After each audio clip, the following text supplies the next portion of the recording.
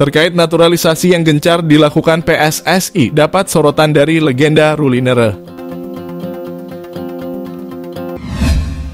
Sepak bola Indonesia, Ruli Nere memberikan pendapatnya terkait program naturalisasi pemain yang tengah gencar dilakukan PSSI.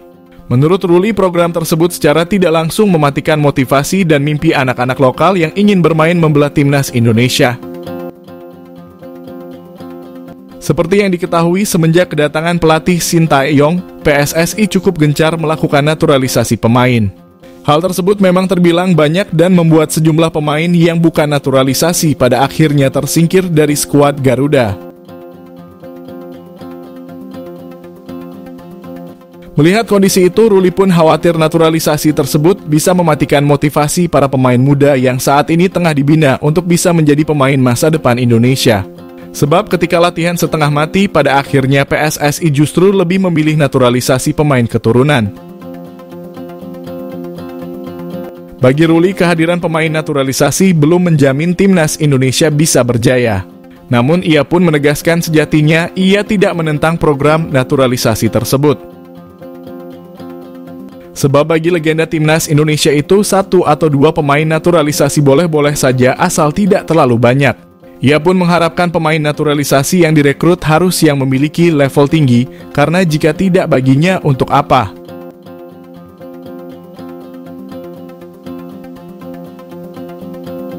Lima bek timnas Indonesia mulai panik, siapakah yang bakal jadi tumbal Justin Hubner?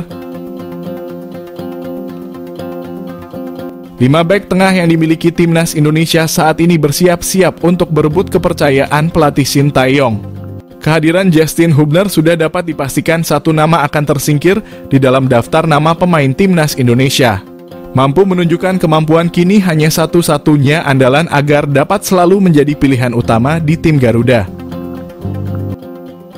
Hadirnya Justin Hubner di timnas Indonesia dipastikan bakal menimbulkan persaingan ketat di posisi bek tengah. Seperti yang diketahui, Justin Hubner kini sah menjadi warga negara Indonesia.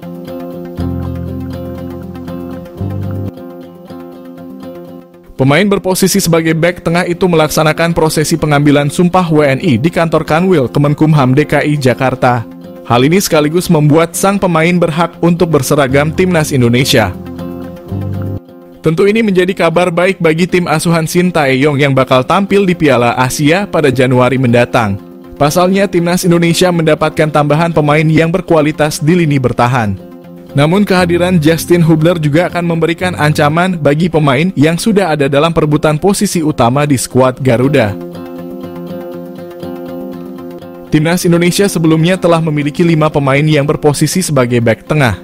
Mereka adalah Wahyu Prasetyo, Andi Setio, Rizky Ridho, Jordi Amat, dan Elkan Bagot. Data ini diambil dari skuad timnas Indonesia yang berjuang di putaran kedua kualifikasi Piala Dunia. Kelima pemain tersebut kini wajib waspada karena posisinya bisa saja digantikan oleh Justin Hubner. Pasalnya, belum ada satu pemain yang benar-benar tampil meyakinkan. Jordi Amat yang paling berpengalaman justru tampil mengecewakan dengan melakukan blunder dalam 2 laga terakhirnya bersama timnas ini. Andi Setio dan Wahyu Prasetyo masih kesulitan untuk mendapatkan kepercayaan Sintayong. Rizky Ridho juga bisa dikatakan belum konsisten. Penampilannya bersama Persija Jakarta terkadang masih menjadi sorotan. Terakhir, Elkan Bagot juga wajib lebih bekerja keras untuk membuktikan diri, setidaknya agar memperoleh menit bermain bersama Ipswich Town. Sintayong punya standar tinggi untuk isi pos winger timnas Indonesia, nuansa pemain abroad mendominasi.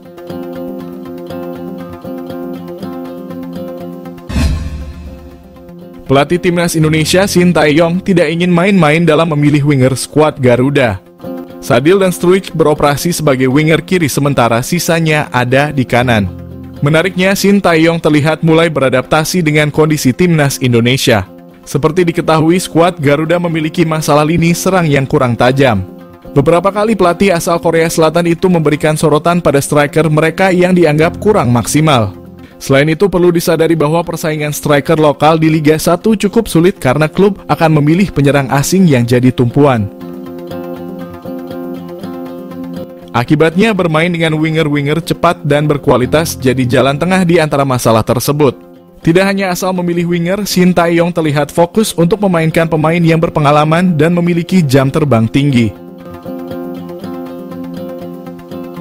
Bahkan mayoritas pemain pilihannya saat ini berkarir di luar negeri atau sempat merasakan kerasnya sepak bola di Eropa.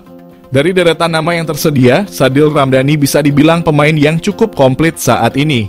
Membela tim asal Malaysia, Sadil mampu bersaing dan mendapatkan tempat reguler di timnya.